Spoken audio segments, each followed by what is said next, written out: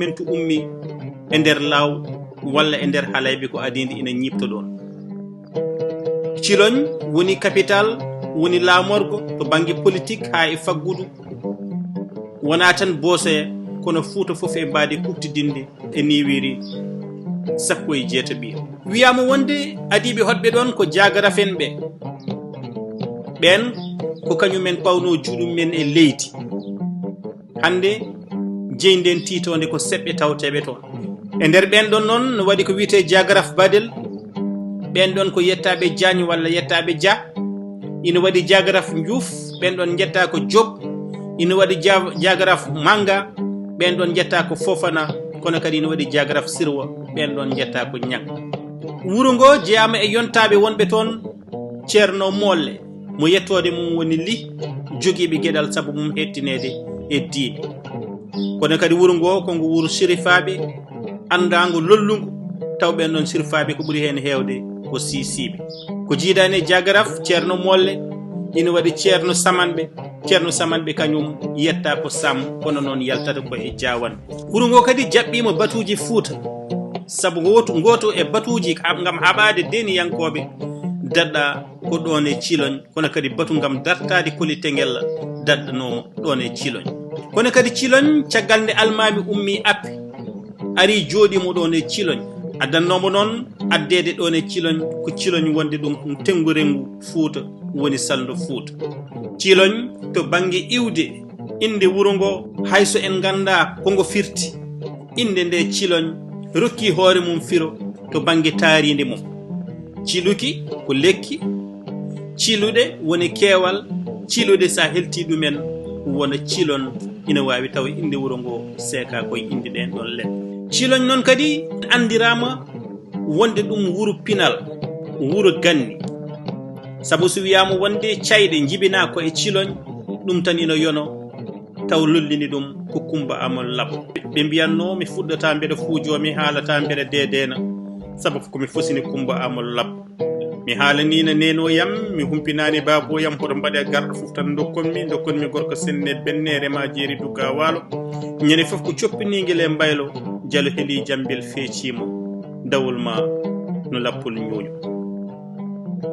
Kono kadi gaga cayɗe Ciloñ ko ɗon natiri e Fuuta ko wiyete leele taw addi ɗum ko Sidi Sérif Mamadou Dabbo Haydara naaɓe mbiyannoɗo komi Sérif bangi komi Hassan bangi mi jaggata haada mi ñamat bayti ɗo tan ina yono gam ollirde wonde Ciloñ ko wuro ganni ko wuro cosaan.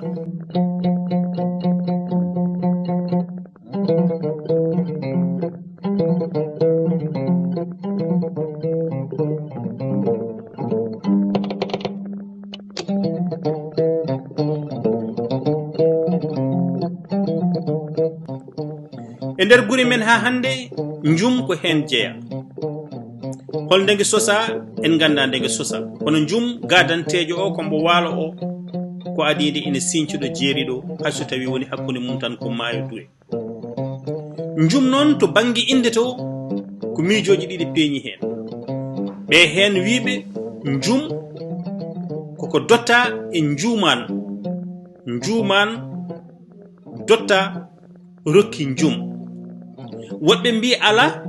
njum helmere nde ko nde seererare nde wona pulaar sabu nde ɓe garata ɗon ɓe tawi seereraɓe no kodi ɗon nden ɗon helmere holliri wonde ko njum firtata e nder seerer ko soɓƴuru. Hettiyankoɓe men ina mbawi yurnitade namde to ƴeewo e gaddinaji seereraɓe beela njum wonɗo firtata hen soɓƴuru walla ala e kala ko wawi hen wonde kelle tarik ko noon wayata kono njum laatima kadi wuro mango lollungo nanago kono kadi wuro somgo leppi goɗɗi ina gasa gartu yene ɗin leppi so weeli Allah. Njum woni nokku farbaɓe kono kadi woni nokku satigeɓe saabu satigi gajak ko toon tawate eɗen tawa hen leeɗe mbaɗe ene ñanga jolofen jammel benjolol e ko abbiti hen wiyama wonde ni hoɗɓe ɗon adanɓe ko jolfuɓe tawatanoɓe e leegal ñanga ɓe hen yettaɓe jaayi ina jogui toon gueɗal. arno ko waɗi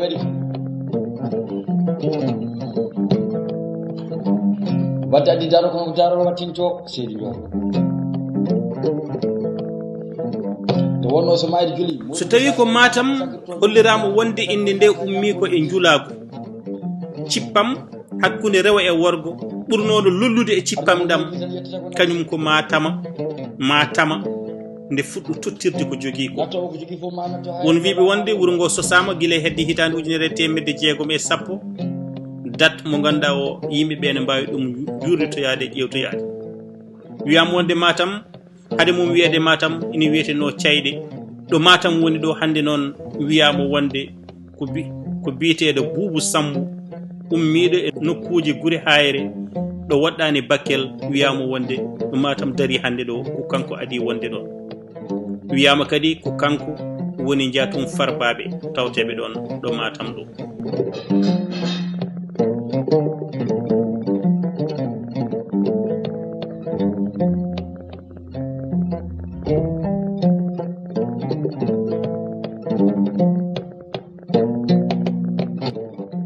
tongodo nde ɗo meftande ko yowiti e tarih guri men